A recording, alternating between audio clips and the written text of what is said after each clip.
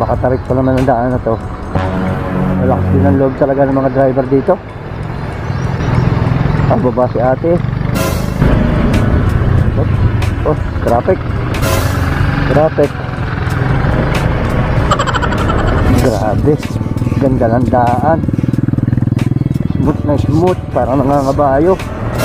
Kaya nagtagal ako'y pumunta na rin sa Tulong at talagang medyo gutom na. Alam ko namang may mabubungkal, tinolang Tagalog, napakasarap talaga ng luto sa probinsya. At sa dami nga ng manunulungan ay nakapagkatay na agad sila ng mga baboy. Bali ilang baboy din na nakinatay dito. At yun ang napansin ko yung isa dito, naglalahid ng mantika para daw hindi kapitan ng mga langaw o insekto kung ano man. At yun ako minagagayat dito si Charong Bulaklak ay talagang kako'y paborito ko rin niya, kaya hindi na rin ako nagpatumpik-tumpik pa.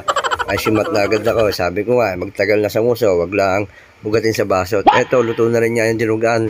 Kaya maya-maya pa ay magkakain na rin ang mga manunulungan. Eto, halos hindi na magkasya sa dami ng tao na pumunta. Aldereta, apritada, may baka, may manok, at saka mga salad. Sa dami ng handa, talagang hindi rin niya magkamayaw ang mga bisita. So what's up guys, magandang araw sa inyo. Ito nga madaling araw. Bali tatawid nga tayo ng Batangas dahil mga mamimista muna tayo kung saan matagal na rin ako hindi nakakapamista sa amin. At yun na nga, susundin ko na rin yung panganay ko dahil nagbakasyon nga sila ng ilang araw doon. Sa pulong umuwi kami nung mahal na araw, naiwan namin siya. Kaya eto, pabalik na ulit ako ng Batangas. Yun na nga, papasok na ako ng port ng Calapan para tumubos ng mga ticket. Siyempre, una ko madadaanan dito yung terminal fee para at least diretso na. Yun na nga, diretso na ako ng barko. At dito ko na nila kukunan ng bayad. Bali, ang pinagbayaran ko nga pala sa motor ko yung nasa 1.3. Hindi pa kasama nga yung terminal fee. Siyempre, pagka motor, libre na yung driver. Kaya yun, medyo sulit din, may kamahalan. Pero at least kahit pa paano, kaya pa naman ng bulsa kahit medyo may kamahalan. Dahil yun na nga, kailangan din natin makauwi. Dahil for the first time, ngayon lang ulit ako makapamista sa amin. Pagkakataon ko na rin. Bali, halos may 2 oras nga tayong maglalakbay. Pamula Calapan, papuntang Batangas. Depende na lang talaga kung yung masasakyan mo ay medyo bago-bago. O kaya mabilis-bilis. Meron kasing 3 hours yung biyahe. Kaya eto, sakto. Yun ang pili natin kahit pa paano medyo may kabilis at may kabaguhan barko, kaya makakatulog tayo ng maayos na hindi nag-aalala. Ito tayo. Opener.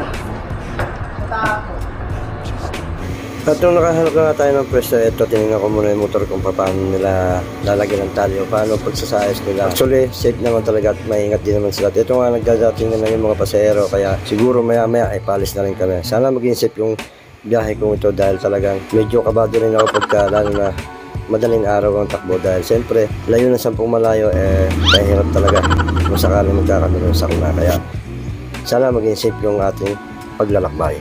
Makalipas na ng 2 oras na paglalakbay at nakarating na rin niya kami medyo maaga pa, kaya maganda-ganda ang biyahe at hindi na rin niya ako nagpatumpik-tumpik pa at nagmadali na. Para hindi tayo abutin ng traffic dito sa parteng Bawan, medyo may traffic din talaga dito lalo na pagka medyo tinanghali ka.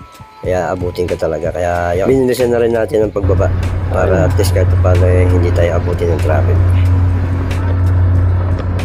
Salamat, nakarating din. Kalmang-kalma mga boss. So, ang ganda ng biyahe natin.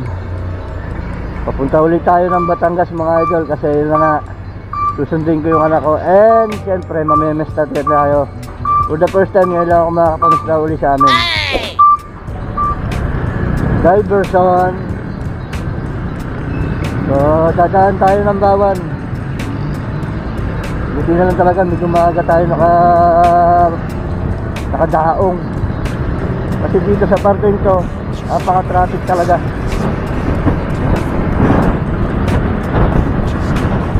Ngayon mga boss, nandito na tayo sa parking Taal.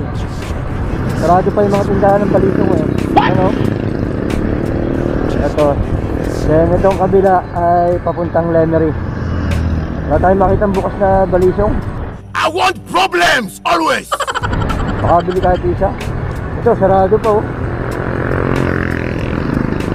Ayan. Taal na po tayo, Taal. So gagas muna tayo.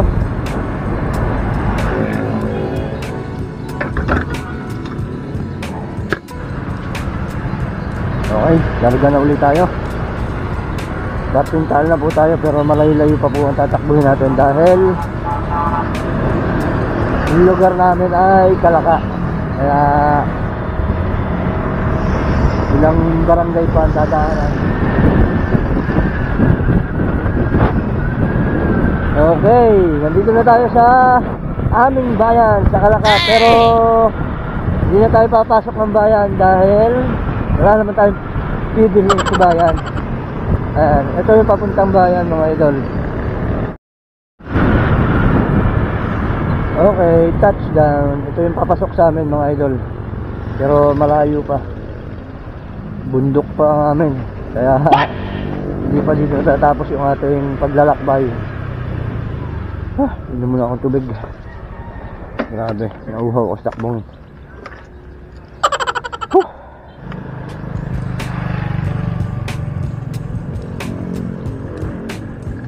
Masyado na uli. Grabe.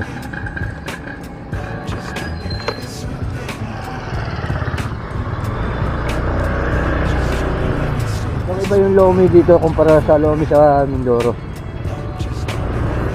Yung pansit kasi dito sariling gawa talaga.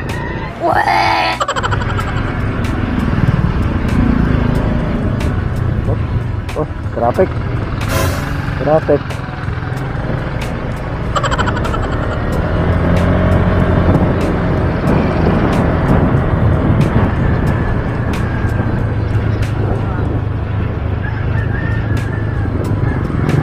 Ito, hindi pa ayos yung daan sa amin, ginagawa pa. So, samantala, ito muna, napakatarik pa naman ang daan na to. Malakas din ang loob talaga ng mga driver dito. Ang baba si ate, taas naman.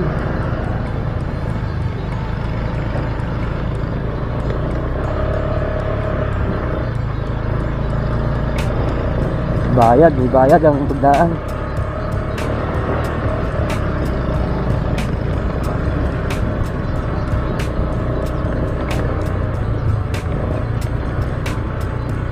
Ano mo babayad?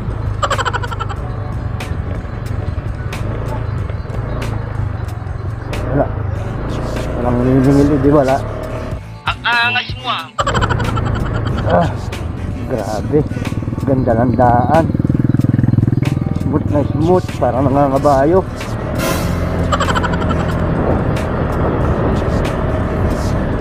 Ay.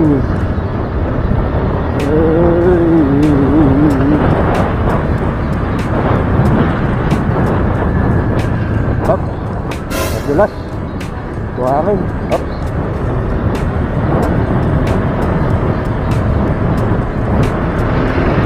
Yan na. Papunta na tayo ng bundok. Hindi naman masyadong bundok sa amin. May mga simentado pa rin.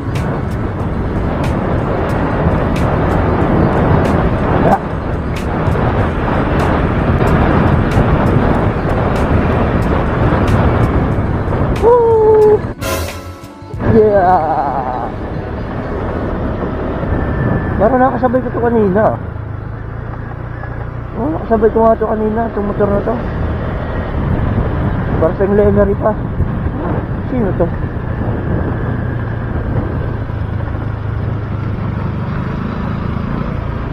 Sabi ko ito kanina.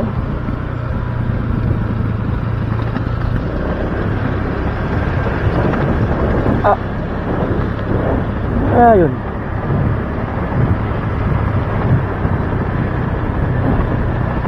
Kakarga pa tayo talaga ng tubo dati. Ewan ko lang kung kaya ko pa magkarga.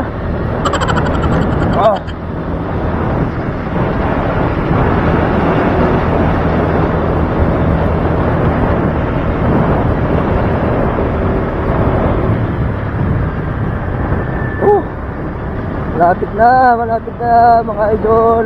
Right, mga idol. Malapit na kayo. Ayan. Ito yung hermano kasi, yung bayaw ko, mga kapatid ko. Sila yung hermano, itong bahay nila ito. Ayan. Ayan, may mga nanunulungan na. Dami na ng tao. Aga pa. Nako. May dadaanan ba tayo dyan? Daan.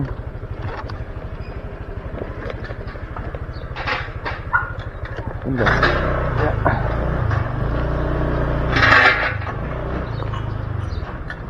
Diyan tatay. Tatay nandiyan. Naka na yan. At sa wakas nakarating na rin nga ako sa amin. Halos mahigit 1 oras din yung aking tinakbo magmula Batangas Pier hanggang dito sa amin dahil yun na nga medyo may kalayo din talaga. At eto nga yung panganay ko na susunduin ko kaya napauwi din talaga ako ng Batangas, saktong piyesta pa naman. At yun na nga, hindi na rin nagtagal ako'y pumunta na rin sa Tulong at talagang medyo gutom na. Alam ko namang may mabubungkal, tinolang Tagalog, napakasarap talaga ng luto sa probinsya. At sa dami nga ng manunulungan ay nakapagkatayin agad sila ng mga baboy, bali ilang baboy dyan na nakinatay dito. At yun nga napansin ko yung isa dito, naglalahid ng mantika para daw hindi kapitan ng mga langaw o insekto kung ano man. At yun na nga, nagkabit na rin sila ng ilaw dahil medyo dumidilim na. Kaya napakasolid din talaga sa dami ng manunulungan. Hey guys, driver tayo dito ngayon. Kasi yan, kita nyo naman 4 na cooler yan. 2 dito sa likod, 2 dito sa gitna. Sobrang dami ng handa ni Bayabo. Yun nga, madaming yelo ang kailangan kasi may mga salad. Ninintay ko lang yung mga sakay ko dahil bumibili pa ng baka. 3 baboy yung handa, may manok pa, tapos ito nabili pa ng baka. Grabe. Actually, padalawang punta ko na ito. Ayan. Kaya ang gasolina kakanti na. At pagbalik nga namin, nakita ko may nagagayat dito si Charong Bulaklak. Ay talagang kako'y paborito ko rin niya, kaya hindi na rin ako nagpatumpik-tumpik pa. Ay simat na agad ako. Sabi ko nga, magtagal na sa muso, wag lang bugatin sa baso. At eto, luto na rin niya yung dinugaan. Kaya maya-maya pa ay magkakain na rin ang mga manunulungan sa mga bigas, mga magagayat, ayan. Dahil hapon na rin naman, eto, magkakain na naman natin. Nung sumapit na nga ang gabi, eto, naggayatan na. Alos gulangin pa sa dami ng magagayat. Ang iba naman, ito, tuloy ang pagkanta. Dahil yun na nga, pagdating ng umaga, rat-rata na. At pagsikat nga ng umaga, pangunahing bisita, itong medyo rin talaga naman siguro talagang nakakaramdam na rin ng gutom, kaya maaga na rin nalang dinaan sa sayaw. Ay kita mo naman, ay ako, Diyos ko, kulang na lang makita. At makalipas nga lang ng oras, eto, halos hindi na magkasya sa dami ng tao na pumunta. Aljareta, apritada, may baka, may manok, at saka mga salad. Sa dami ng handa, talagang hindi rin niya magkamayaw ang mga bisita. Pero siyempre, masasabi mong sulit din talaga yung mga preparasyon na ginawa. Lalo na talaga yung sa naghanda ay nakakatuwa din naman pagkagad yung karaming pumupunta. Ay walang kalugi-lugi. Sabi nga nila, mas mahina lang maubos kaysa may matira at may masira. Maya-maya nga nung hapon na ay dumaan ang prosesyon ay hindi ko akalain na ang alay pala o dama kung tawagin dito sa amin ay inaanak ko pa. Ay dalagan-dalaga na. Palibasa nga, ngayon uli ako nakauwi ng Batangas. At yun na nga, pagkatapos po nitong prosesyon nito, syempre, ang sunod na dito ay alay. Bali, hindi ko na rin po siya na-video sa sobrang busy na talaga. At ito na lang yung mga kaganapan na na-video ko talaga.